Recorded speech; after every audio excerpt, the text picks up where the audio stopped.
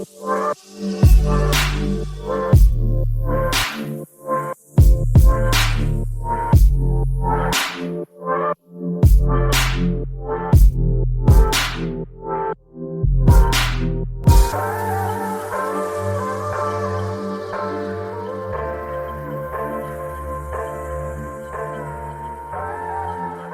to Savage Minds. I'm your host, Julian Vigo. Today's guest is Dr. Angeliki Lysimachou, who was previously working as a research scientist on environmental science and toxicology for 12 years before joining Pesticide Action Network, PAN, Europe in 2014. She's now the head of science and policy, leading a small team of scientific, policy, and legal experts who monitor closely the risk assessment of dangerous pesticides in Europe and push for their ban. PAN is a network of environmental organizations working together to stop the use of harmful pesticides in agriculture and replace them with safer alternatives. PAN Europe previously had a court case regarding access to information on glyphosate and currently has another case against its 10-year reauthorization. PAN Europe was one of the organizers of the successful European Citizens Initiative Stop Glyphosate, and Angeliki has followed closely the EU assessment on glyphosate since 2014. I welcome Angeliki Lysimachou to Savage Minds. After lockdown, a horrible lockdown here in Italy, devastating, I left my little matchbook house apartment with my family. We moved to the country, and within 2 months, I ended up in the A&E with cysts 8 to 10 centimeters on my kidney. This was in the middle of agricultural Italy. The water coming out of our pipes had been foamy brown, I noticed. And I'm thinking, oh no, what's going on? Longer story short, I went to my GP, tried to get help for this. You would not believe what happened. She called me up, was very aggressive, threatening me, insulting me, saying, I don't know what country you come from, but here in Italy, because I wanted tests for heavy metals and other products. Long story short, though, she went to the police to make a charge against me because I made a complaint about her behavior to the order of doctors here. She made a complaint that I had defamed her. I didn't. I made a complaint, as is the right of every citizen. And in Italy, which is 100 years behind the rest of the planet in terms of jurisprudence, defamation is not a civil claim here. It's a criminal claim. I had to deal with the police because I wanted heavy metal testing and was harassed and told various insults by this doctor. Do you speak Italian? She kept saying on the phone. I thought it was a call center. At the end of the day, I didn't get any testing. I was pretty much stonewalled from knowing if there was testing possible. I found out on the other side of the country in Torino there was, but too late to do it. That's when I found out about PAN, and I was very interested in what Pesticide Action Network was doing. I found out about, I believe it was 2 Decembers ago, there was a possibility that glyphosate might be taken off the menu of toxicity poured into our farmland. That did not happen. So I've invited you onto the show because this has been something that has affected me in my work as an anthropologist, in my life as a person trying to not have a kidney stone. They try to wash this off as nothing, but we know that Monsanto has a very heavy lobby. It has made fake publications, fake peer reviews. You know about this, though, I'm sure. It has done everything in the world of insanity to advance the selling of Roundup and other products. Could you talk more about your story and your voyage into this and what is now in the future for those of us not only in the EU, but as you know, in the global south and even in other Western countries regarding glyphosates and other such pesticides? Okay, so thank you very much for asking me to participate. And we have been, it's true that when I joined PAN in 2014, we already had a court case on glyphosate, but back then it was about access to information. So we were requesting to have access to the studies, to the toxicity studies. So this was ongoing. But what made a really big let's say, it was alarming for us. It was when in 2015, the International Agency for Research of Cancer classified glyphosate as probable carcinogenic. So why this was serious is because IARC, as an institute, is an independent institute. They take very seriously their independence. So they select very carefully scientists to be assessing chemicals that they have never been involved in the assessment. And they are from different parts of the world many times. So this time, if I remember well, there were 11 or 13 scientists from different countries. And so they don't have a commercial interest, definitely, or any policy interest. So they're looking like really objectively the carcinogenicity of chemicals, sometimes also practices. So that made us curious to look into detail the toxicity studies. And we found out that actually, indeed, there were animals that had developed tumors. So thanks to IARC, we had access to these studies. And yes, so we were really alarmed because, as you know, it's a very, very popular pesticide. It has been sold aggressively around the world. Monsanto was saying that it was safer than salt. We also heard stories of farmers being bullied or forced to use glyphosate-resistant crops, which means, this is the package deal of a crop that is resistant to glyphosate that goes together. So you can spray glyphosate and it doesn't, the crop doesn't die, but everything else does. Because glyphosate kills all plants, all trees. It's called the broad spectrum.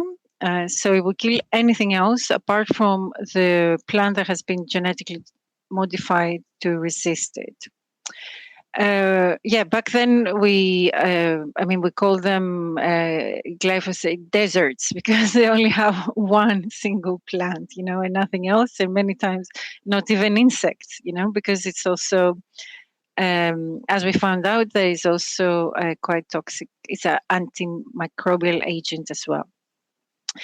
So that's how my story started. That's when I really got into the glyphosate and finding out more about its toxicity and the resistance to acknowledge its toxicity by policy makers in Europe, but not only in Europe, as you know, in other parts of the world.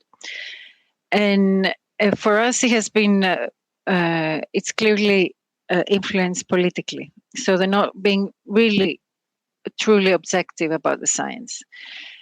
And back in 2015, we started raising awareness about this and digging into the science, finding out the wider toxicity of glyphosate. There's a lot of studies.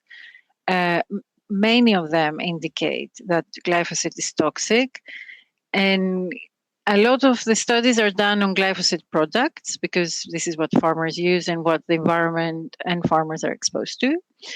And all of these studies, we found out they were kind of rejected from the assessment. So this was the first alarm, thinking, what is this normal? And we found actually that this is not just about glyphosate. They reject in many cases, the formulation, this is how they call them, like the glyphosate-based products. There was one.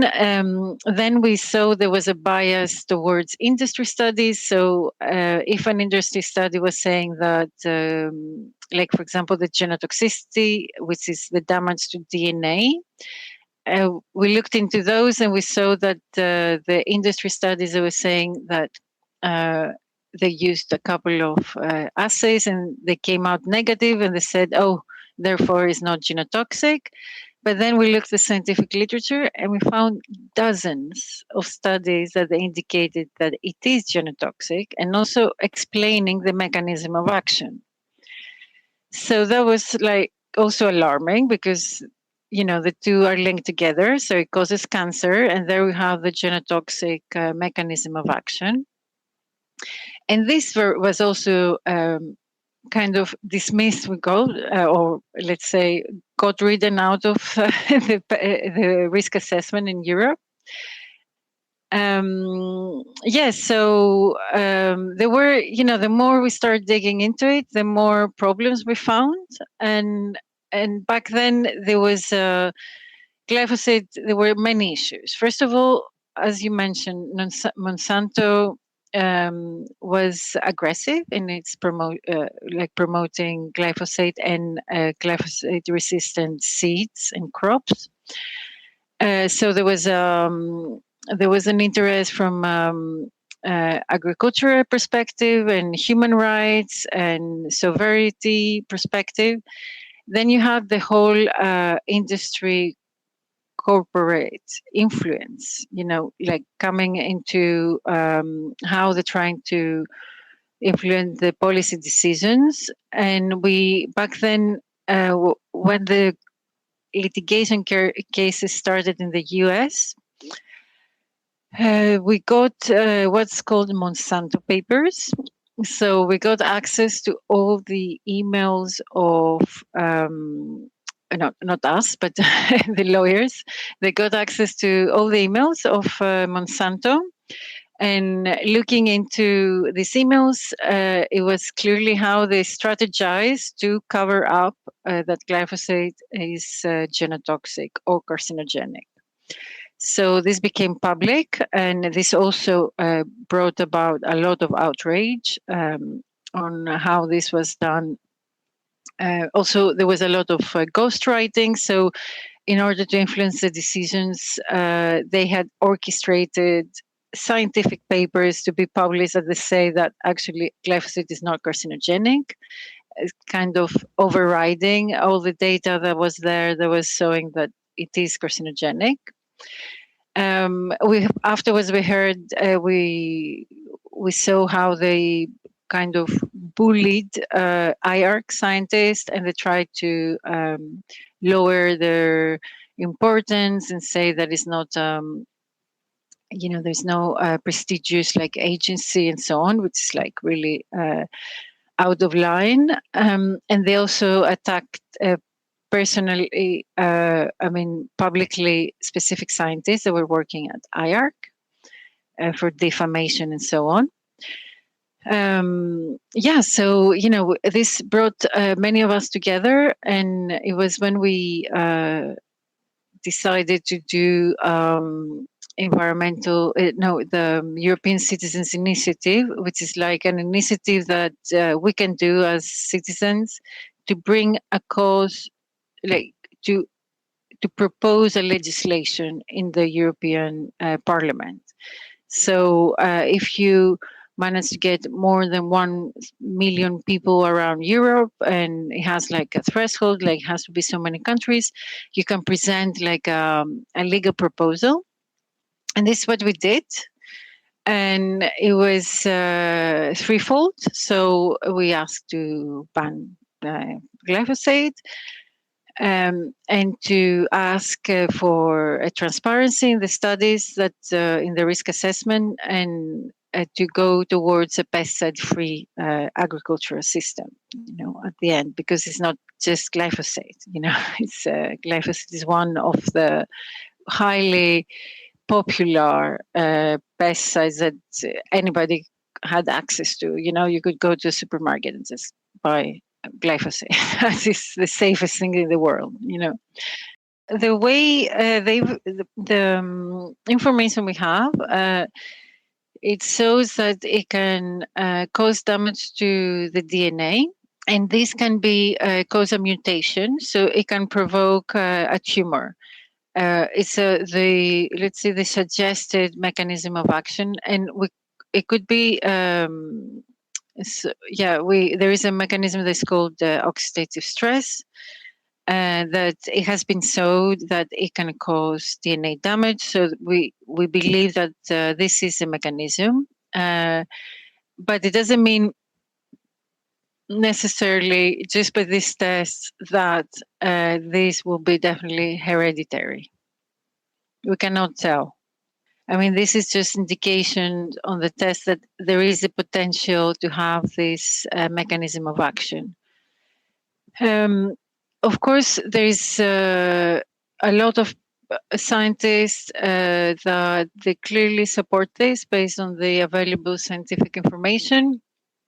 We also had, because it's been a few years, we had also scientists working specifically on genotoxicity, and they were telling us that the European risk assessment, let's say the tests that they have used are not the right tests to detect the genotoxicity caused by glyphosate. So there are two types of tests that they should be using. We also have protocols, international protocols for these tests, but these were not done conveniently, but the applicants, I mean, the one that applied for which means Bayer and the consortium, the glyphosate consortium, industry consortium. So they never provided these two studies, and we asked the authorities to request these two studies, and they said that it was not necessary because there was no other evidence that it caused genotoxicity, which was absurd because we had animal studies where the males they had developed tumors and multi tumors. I mean, in different sites. Of course, luckily, they didn't develop dozens of tumors, but they did develop enough, that you could say statistically it will affect, 5, or in some cases like 10, like percent of the population. So it's huge numbers when it comes to protection from chemicals. And that's where the story gets interested, because we heard lots of arguments like, oh, the dose has to be really high in order to get these tumors, or that they were not, since they were only males, it's not strong evidence, or that they didn't occur exactly the same in all experiments that they were done, where for this, you had different strains of species, you had different doses, so it's normal that, you didn't have exactly the same effects.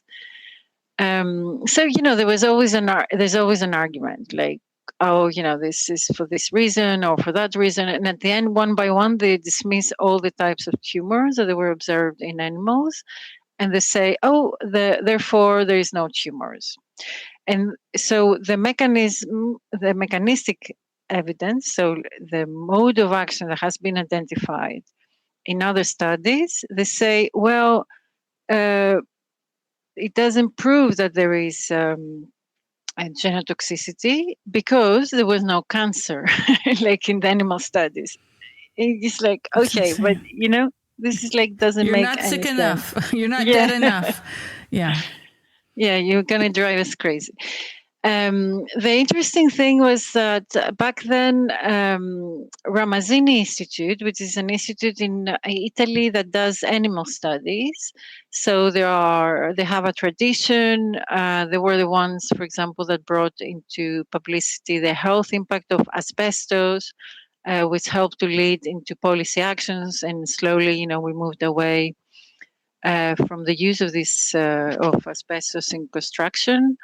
So they have played a key role, and they call themselves a cooperative, which means that they're independent. So they have like supporters. There is like a consortium Ramazzini. This is how they call themselves. Yes, consortium Ramazzini.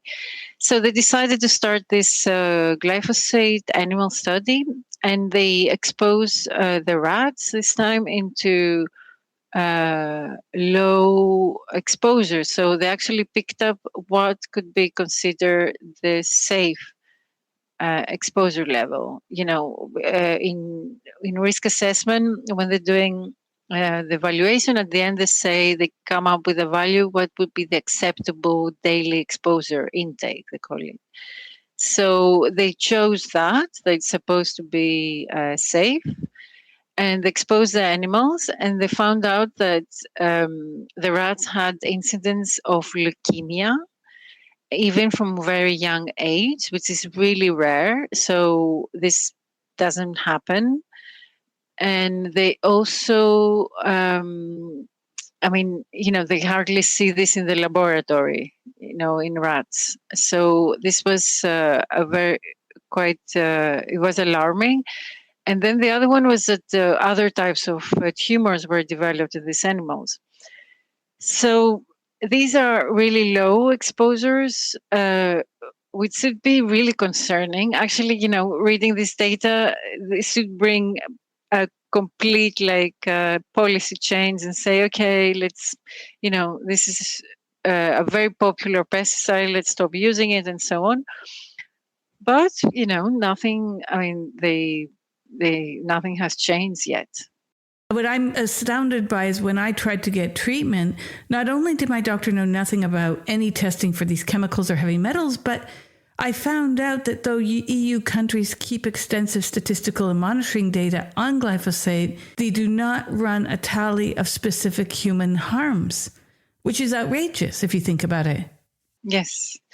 And not only that when there is an impact, instead of saying, oh, okay, this we really need to scrutinize or, stop using, withdraw this chemical from the market or so on, they just blame they said, oh, it was because it was not used properly, or, so they put the blame on the farmers or, the user. And it's just, yeah.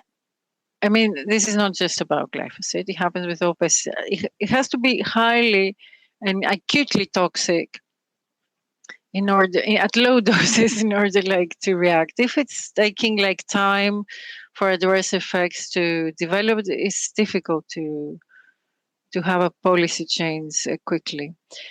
This is what we're seeing. And so what happened is when Europe was reassessing glyphosate, because back in 2015, after the IARC evaluation, we thought, so in Europe, we have supposedly a very strict pesticide regulation. It's been in place since, 2011, 2013, it entered properly into force. And it says the pesticides that are used cannot be causing any harm to human health or animal health, and also no unacceptable effect to the environment. And it has a lot of elements that they're really good. Like it says you have to protect children, water resources, biodiversity, ecosystems. The legislation, the decisions can be based on precautionary principles. So it means that you don't need to prove all the details of harm in order to ban something. You can actually ban it based on suspicion or some identified risks and so on. So it sounds really good, but then when you see how it's implemented in practice, we've seen a lot of problems, and glyphosate is one such example. So when IARC classified it as probable carcinogen, in Europe that would mean that is a presumed carcinogen, and it's exactly the same level of cancer. And it should result in a ban, because in Europe, with this law legislation, pesticides that are presumed carcinogens cannot be placed in the market. So, and I guess that's why it has been a big fight as well, because accepting that glyphosate is a presumed carcinogen would mean that this should be banned. So they have tried their best to bend, this is how we call it, because they're bending the decisions so it doesn't fit. They cannot say that it is a carcinogen. Yes, so we back then, because of the European Citizens Initiative and all the public attention and also all these question marks and the controversies that were created, glyphosate was authorized for 5 years, and this is really exceptional because normally, even for pesticides that they are identified as more hazardous, they get a 7 years authorization. Normally, a pesticide gets 15 years reapproval. So in this case, it got 5. So it was, we considered it okay. We didn't ban it, but already this is a big. It can be considered like a good step. There is some awareness. They don't want to give it like a very long approval and so on. So after 5 years, we revisited the data and we saw there was exactly the same data. So rats, mice that got tumors. Now we had access to documents because of the transparency regulation. In the meantime, was in force, and they also, back then there was. What happened is these scientists asked for all the data from the US because, these are common studies. I mean, the ones that Bayer will, or Monsanto would submit the same studies in Europe as it would submit in the US. So they managed to get the studies from there. And it was this scientist that did an analysis and found out like 37 tumors that hadn't been reported before. So you would think that, okay, well, now we have more data, and then we would get it, now we're going to get it banned. But no, because there was another scientist, very conveniently, they came to criticize statistics, and they said, no, this is it's wrong because when you have too many data, you can have like false positives. So what you're saying is actually not real cancer. You just like, yeah. So he made out this theory made based on statistics and numbers, not taking into account biological significance and so on. And then they suddenly had 2 studies. One that was showing that it is carcinogenic, and then another one that was showing that it's not. So based on the evidence, they went back to the previous decision and they said glyphosate is not carcinogenic. So, interestingly, when we looked into this scientist, like who is this scientist? So it's called, it's Crump, his name, and we looked at him and he has done other assessments on asbestos, on diesel, always showing that they're not so hazardous as scientists want to say, so it's like, okay, there is a background here, so that was one. But what for me was also shocking, so we learned more, no, because it was some years had passed. So what was interesting that we didn't know before is, okay, we know that glyphosate was also produced as an antimicrobial. So we knew that it was toxic to specific microorganisms and a lot of good beneficial microorganisms. So it can cause dysbiosis and affect microbiome health and so on. But now we start having evidence on neurotoxicity. So we start seeing like some studies coming up that, okay, maybe glyphosate is causing developmental toxicity, neurotoxicity, so it can affect the development of children, the brain development of children, or when exposure takes place during gestation, so during pregnancy, and then maybe it could have effect like on the newborn, and so on. And that was one part. So it was also some studies on autism, like saying like, okay, or other types of like neurodevelopmental problems. And then we also had one part on Parkinson's. So there were some indications that, okay, maybe in adults, it could be causing Parkinson. And when we looked if this was properly assessed for glyphosate, we found that we didn't have the right data. So even though there were indications from the scientific literature that it causes neurotoxicity, they never asked for the correct study on neurotoxicity for glyphosate. And for developmental, which is the case where brain damage happens at early age, there are some standard protocols that they could be used. And in this case, we had like a glyphosate salt, which is it's like the salt form of glyphosate. And they had one study that it showed that it had caused brain damage in the rats that they were studying. So we were like, okay, this is really alarming because, you have indications that actually glyphosate is neurotoxic. And then what they did is it said, oh, but this is a glyphosate salt that is not anymore in the market. And then as a scientist, you're saying, yeah, but maybe it was not because of the salt part. It was because of the glyphosate ion. It was like, oh, yes, but this is not, we don't have any evidence that it is. It's like, yes, but you don't have any evidence that it's not. And you do have evidence from the scientific literature where they have done other studies and they have found some kind of adverse effects on the, like on neurological system, whether, yeah, but there are some indications reported in scientific literature, and it's not like one or two. I'm talking about 15, 20 studies, some epidemiology studies. So it's not like, oh, there is only one study somewhere. No, there were quite a lot of evidence. So what we did is we went to speak to specialists in neurotoxicity.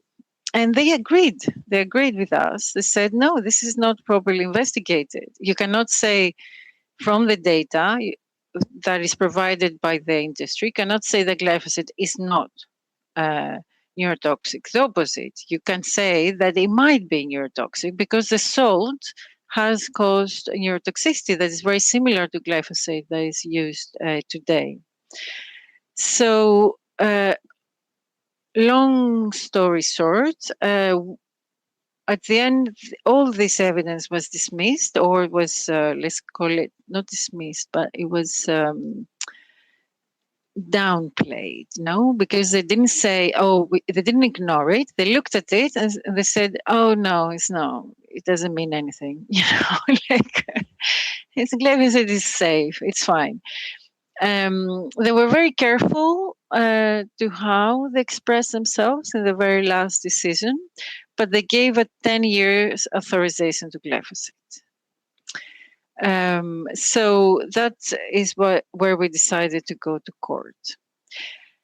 And this time we had access to court as NGOs because they changed the IARC regulation. So IARC regulation is a law that examines also gives public access, the right of public access to information, and about emissions, for example, to the environment or things that could impact our health.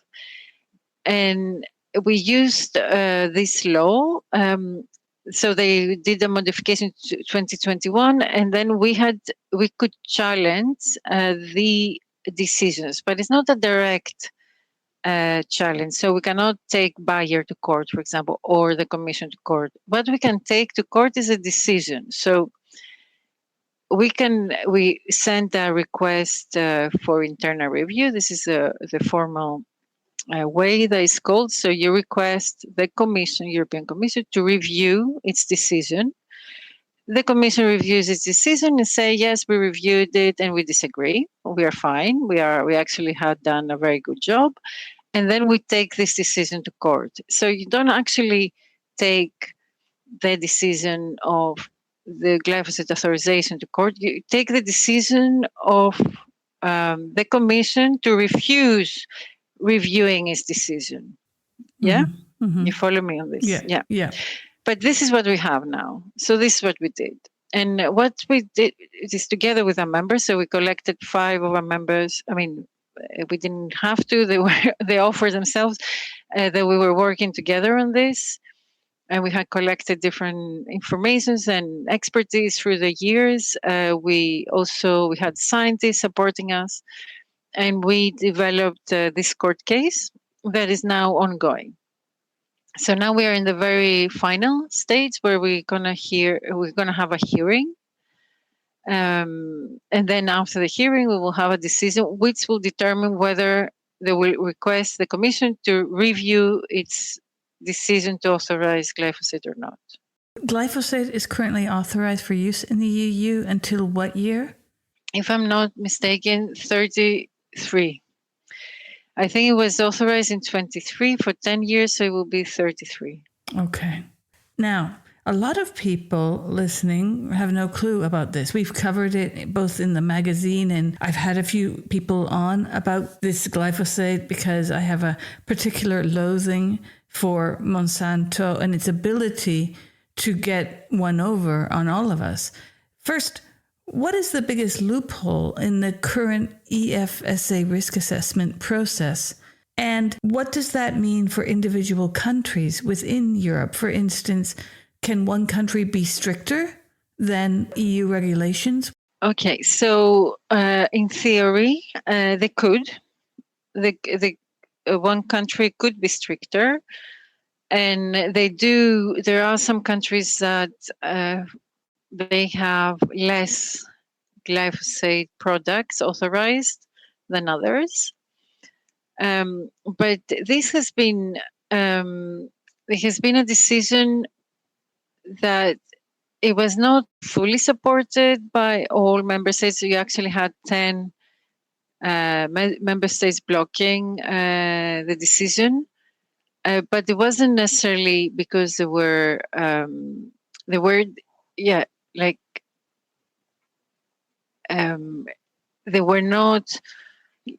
many of them were abstaining. It's not like that they were against. It was more like that they abstained. I think, it was, which means it looks like there was kind of a lack of will, from others as well to take strict measures. And we saw this, for example, Germany was the country that had announced that they will go glyphosate free. And they did a complete U-turn by the end, and because of the political changes within the country. So it's a highly political issue. It's not based on pure science. It's based on political decisions. I've seen so much misinformation coming out around glyphosate just to make sure. I mean, the company saying that it protects biodiversity when we know that it kills all plants. I mean, it's so ironic to say they protect biodiversity. Well, you can see it used here. The farmer from whom we were renting our home was putting it down on plants in our yard. And I was like, no, you cannot do this. He says it's good for the plants. I said, neem. I started to list alternatives. I said, there's so many other biological products that you can use if you don't want the peach tree to be invaded by weeds, for instance. You can see all up and down the vineyards here. It looks like burnt grass because that's what it does. It takes away everything. It looks like it's been set on fire, but it hasn't. It's glyphosate. It's Roundup. Exactly. And, they were using it as a desiccant because a lot of times they used herbicides at the end, or especially on cereals, to dry them out. And this ends up with the highest residues because you use them to dry your crop faster. And then, you cut it and it has the most residues of glyphosate on the product. So they decided to stop this use for glyphosate. So at least, you don't end up having this desiccation procedure. But that's the only thing that changed with the new renewal.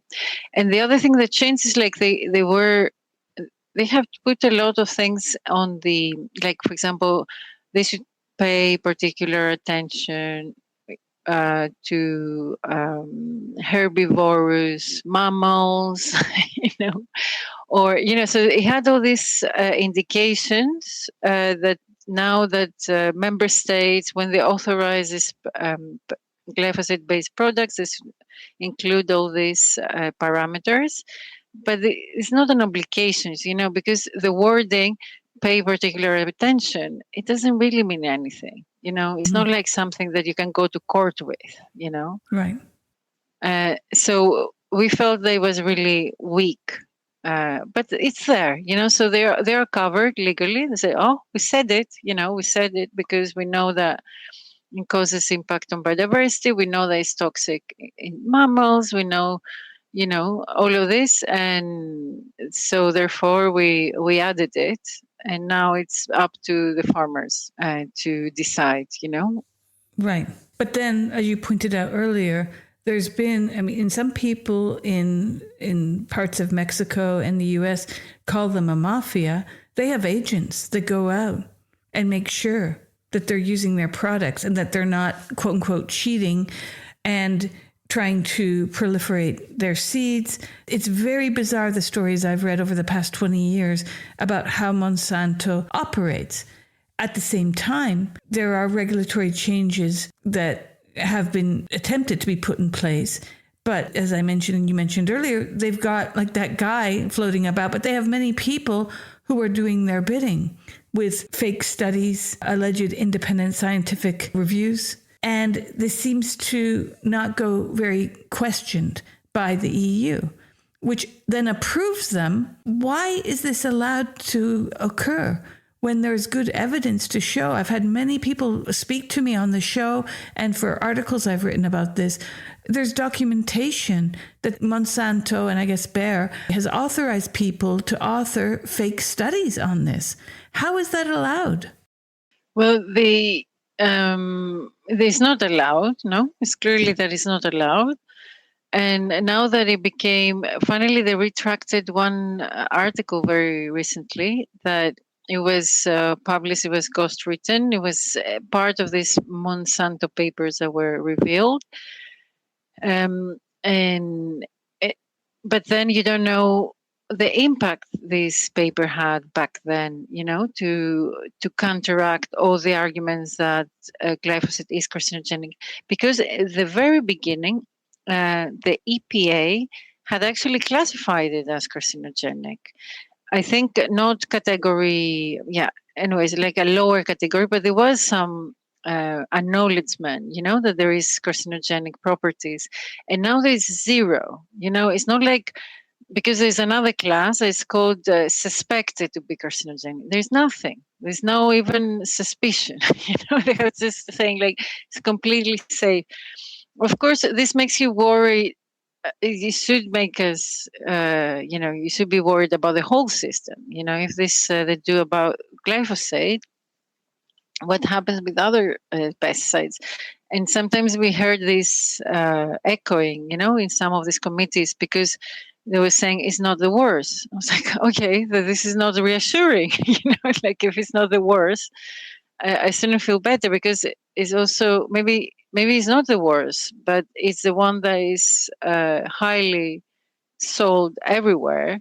And maybe it is actually, maybe it's not the worst, when it comes to, I don't know how many tumors it produces in males and females, let's say an example. But then, it also causes this microbial toxicity that could have an indirect effect on neurodevelopment, in your nervous system. So maybe it causes lots of other diseases that they're going now unnoticed, because they are blending with other conditions, so that you cannot pinpoint that this is because of glyphosate exposure, or, we don't have, I think it's like the problem that we have with the glyphosate is because it's so widely used, and we all, people, even if they want to avoid consuming glyphosate, is not easy because it's used everywhere. And I hope, the thing is, we don't have data in Europe, for example. We still don't have access to specific data on how much glyphosate are we using. So I couldn't tell you like if we're using less glyphosate. I know that more farmers are aware of glyphosate, so some farmers might not choose to use glyphosate, or maybe they're more aware that these chemicals are not so innocent as they want the companies to make us believe. But I don't know. I cannot tell you if the glyphosate has gone down or up. I have no access to data. The comparative study with Denmark and Italy, farmers from both countries, where Denmark glyphosates are still used, but to a far lesser extent. And the study showed that Italian male farmers showed a statistically significant excess risk for non-Hodgkin lymphoma and Hodgkin's disease. So there are studies that are showing that something is awry. Yeah. Is this just another case of them saying you're not dead enough and you're not sick enough? Or what you said about only men? Well, most of the people working on farms throughout Europe are still men. Yeah, but but these studies also, they have their own problems because, for example, the one done by Ramazzini Institute, the animals were exposed from early life, because the other ones are like start exposed from adults. So, but this one, it has like the full life circle, and this is the reality. Because women eating glyphosate, and when they're pregnant, they also pass glyphosate to the fetus, and then this the child then eats glyphosate. So at the end, exposure could be like a lower exposure, but chronic, throughout, like. And this is what they saw, that there were effects, and they also found in females in these studies. So it was not just males, although I remember that also males were mostly affected. This is not rare for chemicals, to have like a different effects between genders. And it just doesn't make sense how they don't decide. They're more strict when it comes to seeing these effects. It just doesn't make sense. The only sense it makes is like that there is a big political interest on the back, and this is very profitable product. The Bayer bought Monsanto. I don't remember. It was 80, billions or something.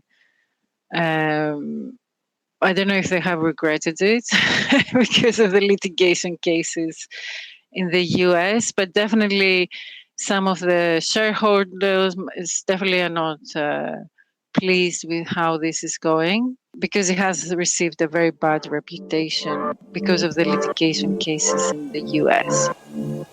You're listening to Savage Minds. If you're enjoying the show, take a second to subscribe at savageminds.co.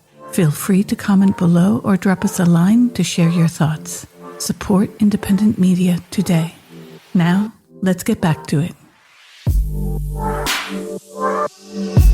Well, yes, because the US is where in Europe there will be no such payouts.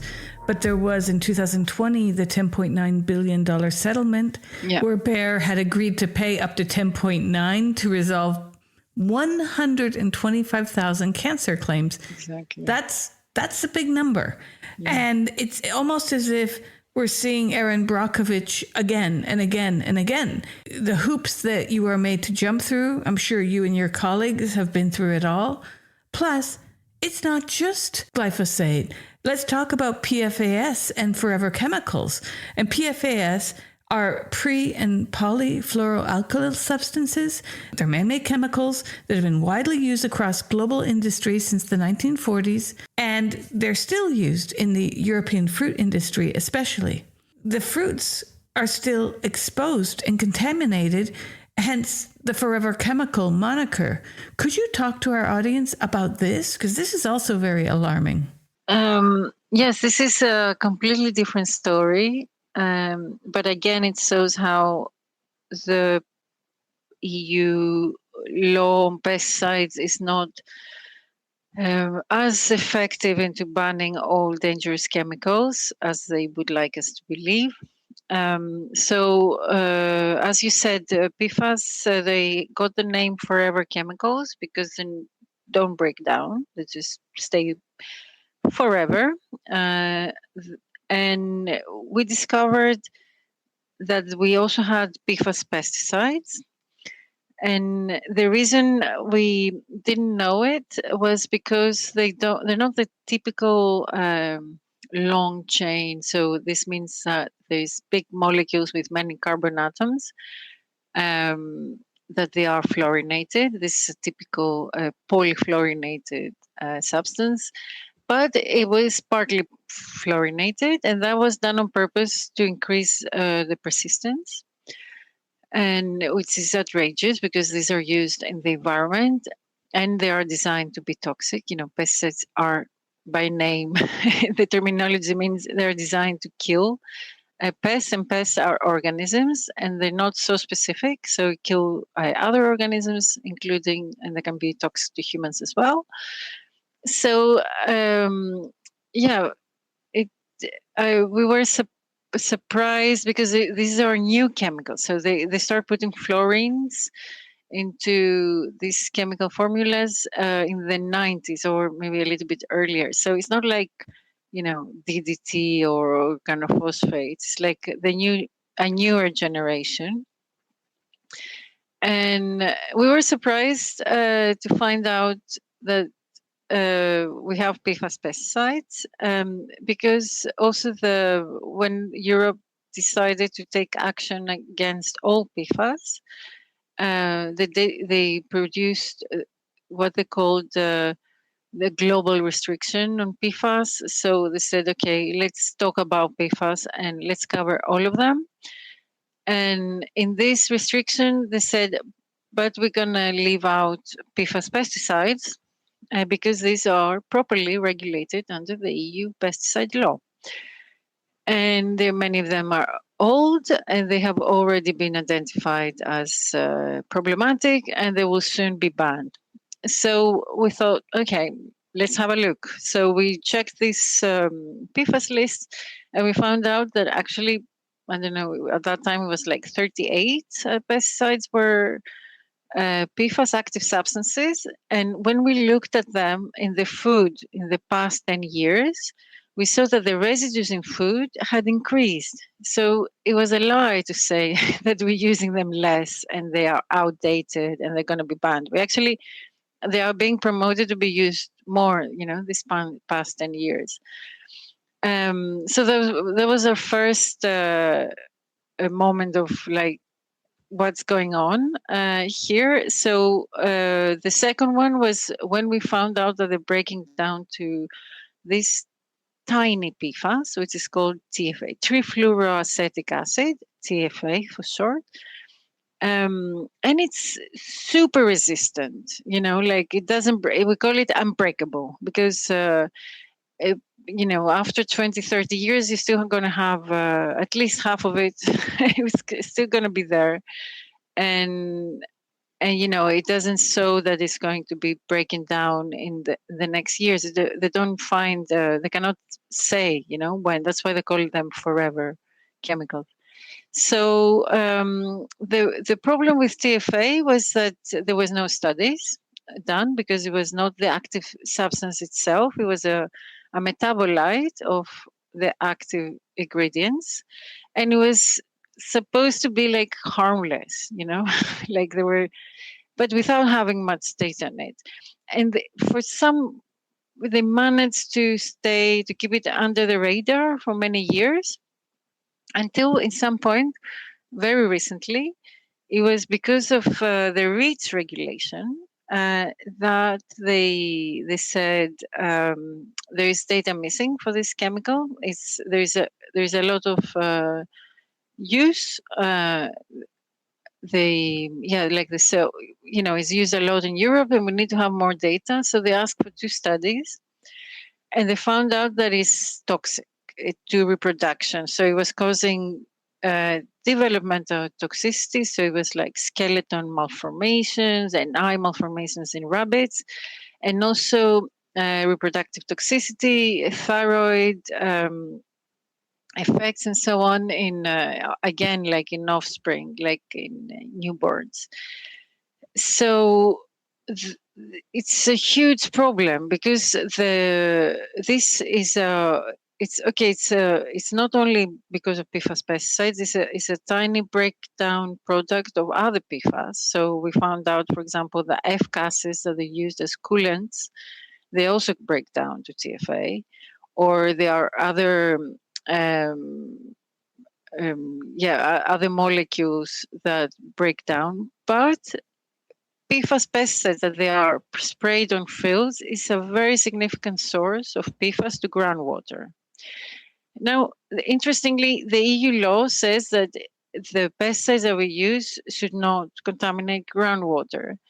But then again, because TFA was not considered as what's called relevant metabolite, it was irrelevant. I don't know how you would say it, but it was not considered like toxicological relevant for years. So they would leave it like being used, resulting in contaminating water resources. And this is like, it's a clear gap in the EU legislation, no? Because it's a very persistent substance, and wherever it comes from, how can you leave something contaminating your groundwater, for such big amounts? So now they have to, based on the EU law, they have to ban all PFAS pesticides that break down to TFA, because exactly they contaminate the groundwater resources above the limit that they should, because now is relevant metabolites, because we know it's toxic. So now we cannot go back in time. So we cannot remove all this pollution, and so we need to act as fast as possible. So instead of acting, they are taking decisions. So now we're down to 30 PFAS.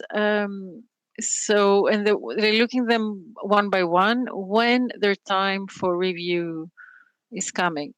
So I don't know how many years it's going to take us to ban these other 30 if we continue like this. So that's another topic. But they're related in the sense of you arrive at the same walls. There is clearly interest. I mean, we see it if we talk about the Middle East and war and genocide. There's interest to make money off of killing people.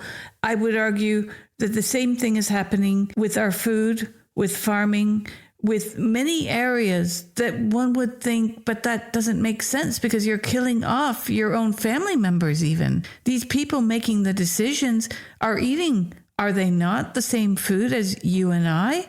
Hence, one must wonder if this is purely driven by greed and short-sightedness. People who think, well, I'm dying in another X number of years. Why on earth would this be allowed, right? The long-term environmental and financial costs of PFAS pesticides leaching into the groundwater, this doesn't seem to be managed very well or at all logically. Is this just driven by capitalism or incompetence as well? You're putting a lot of questions there. I want answers. No, I'm sorry. No, but what I can say is like, when we became aware that there were these toxicity studies, we did an access to information request, and we received them.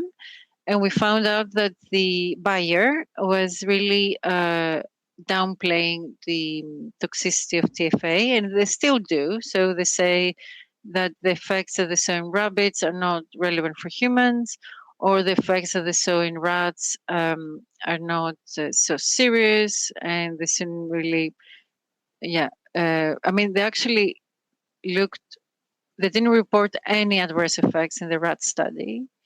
And then when the authorities looked at it, not when us, because when we looked at it, we also found like there was a lot of adverse effects in these animals exposed to TFA. But when the authorities also looked at it, they found out that there was an issue. So in this time, unlike glyphosate, we have the authorities actually proposing this to be classified as toxic to reproduction, as presumed to be toxic to reproduction. So this is a category 1B, and then, if it was an active substance, it would be banned. But now it has an effect because it's a metabolite of active substances. So it was interesting to see that Bayer was really like downplaying the effects and actually asking for a much higher exposure, safe exposure level compared. I think it was like 100 times higher than what we would expect as a precautionary, protection level. So it's a bit concerning saying that they know that this is everywhere, this chemical is everywhere, and they know that it causes these adverse effects in animals. So even if the levels now they're not as high, they're going to increase, because even if we stop today these pesticides, they're going to be there like for the next 10 years or 20 years. They're going to be really, the levels are going to be increasing, and pesticides is not the only source. So it's incomprehensible how this hasn't resulted in simply like saying, okay, let's stop all sources of PFAS. Let's stop all PFAS pesticides, because we have other chemicals as well. I'm not saying, this is not the classical argument to, let's go to agroecology or, sustainable agriculture. No, even if you don't want to go to agroecology, you're just a conventional farmer that uses active substances and so on, you just have to use something else. And this is, farmers themselves didn't know that they're using this because it's not in the label. Nobody understands what triflusuron, like triflosuron or whatever name it is, that this is a PFAS pesticide. And it's not the responsibility of the farmer at the end, So it has some similarities, with you could say with the glyphosate case, but in the sense of how the law was not properly implemented. Yet, historically, we've seen certain pesticides be rendered illegal, such as DDT. Could you compare the behavior of PFAS pesticides in the human body to legacy pesticides like DDT from a toxicological standpoint? Well, it's not easy. There is DDT. It's highly persistent, highly toxic, very broad spectrum. It causes different types of toxicity. So it's it's not exactly comparable. Mm-hmm. This is, I cannot say that it's comparable. What I can say is, like, when DDT was found to be very toxic, again, the producers were saying that it wasn't toxic and it wasn't causing cancer. And they were creating doubts. So instead of banning it straight away, again, it took like years. And as you know, today, DDT is still used in some countries in the global south. So it's for mosquito repellent, or for mosquito or malaria, they're saying. So they're always going to find that, oh no, but this is really needed right now. So I think we always have to, this is what we deal. I see that we deal with every single time. It's like, because the pesticides are the applied, the applications of pesticides that they take place in Europe to be authorized. The companies, they say they're safe, no? So even if there are studies that they show toxicity, they say, oh yeah, but it's really high doses, or they don't acknowledge, they don't recognize the toxicity. So they try to go through it, through the system. The system has become very strict, but also very expensive. So it favors specific company that have a lot of money. So it's actually, pushes out some other companies conveniently, like a smaller. They cannot compete with this system.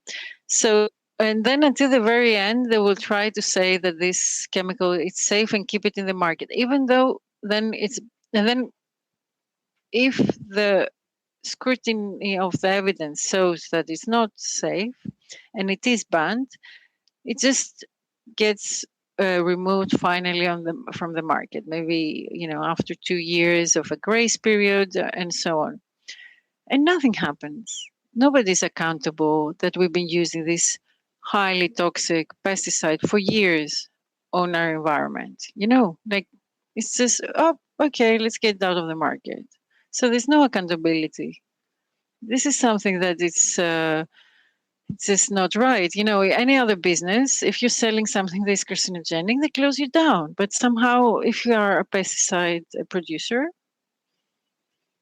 you just get you take out your product from the market and then you continue selling everything else. And then, oops, look, this one is also toxic. And then you take it out from the market. And then, and the story goes on. Well, this brings me back to a point I made earlier that there's no tracking of the effects of these pesticides on humans, despite the fact that there are cases, even documentaries, for instance, about the farmers here in Italy in a region where apples are produced who have very high rates of Hodgkin's and non-Hodgkin's lymphoma. Yet the government is not doing anything more to make a database of people working in the farming industry and their links to working with these chemicals or not, just like the Italy-Denmark study I referred to earlier, that makes links, because it's showing in this country where glyphosates are very, very much less used than in Italy, the rates of farmers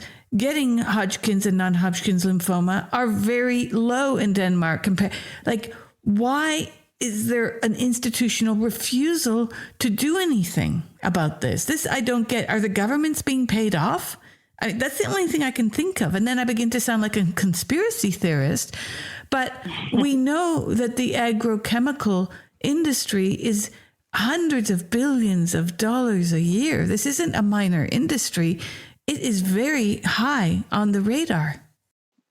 Well, I think if you see it historically and how pesticides started being regulated, there was a huge involvement of the pesticide industry itself in how they're going to be regulated. So you could say that the whole system has been built by the producers themselves. In Europe, the companies, and I'm saying Europe because this is where I know the system best, they pay fees for the products to be assessed.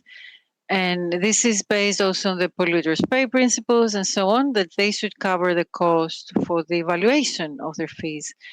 But what ends up happening, because there are direct fees, is they become clients. And sometimes they can pay 100,000 euros for the authorization of one active substance. So there are like an income, an important income for a member state, like not the whole, but a department. It becomes like their client. So they have interest in keeping their client. So it's all starts happening kind of organically. It's not like it's not exactly that it could be that some governments are corrupted or some are receiving some money, but it also maybe happens more organically. People have shares in these companies, so they actually profit by having these products in the market. It's a huge business. You sell pesticides, you sell machinery that sprays the pesticides. Farmers go in debt, by buying this machinery, and then they cannot come out from this business. Then you ask them to go to stop using pesticides, and they're like, well, how can I do that? I have invested all my money to this agricultural model. I cannot go back now. I'm in debt in the bank. I owe so much money. You know what I mean? It's so they have set it up it's very conveniently working for the benefit of the pesticide producers. But on the legal side, I presume the lawyers you work with are aware of what's going on. Are there no ethical constraints that can be used to pull this in, such as, again, the fact that Bayer, Monsanto has enabled fake science reports to be written in fake journals, fake reviews? All of this has been long documented by people in your field. Yet there's only a silent omission, or it's pulled, as you mentioned. There is no real disciplinary process for these actors. There's no accountability. None. Yeah, exactly. And then you have also the fact that there are alternatives. When I talk to farmers here, a lot of them are very unaware of the dangers of some of these pesticides they're using. The younger ones know, the older ones do not. And it's a really good deal for Monsanto because they've hooked people in for life because they get used to it. As you mentioned, they buy their equipment too. So they don't want to go and buy another company's equipment. So they're used to yearly rhythms of how they use these products. And I've tried to look into here in Italy if there are incentives, even programs for farmers to be able to transition out. Because wouldn't that be ideal? It's not only the food and people's health directly being affected, it's also the groundwater. There's long-term effects of these chemicals in our soil. Yeah, exactly. Yeah. No, but our system, they now focusing on cleaning it up.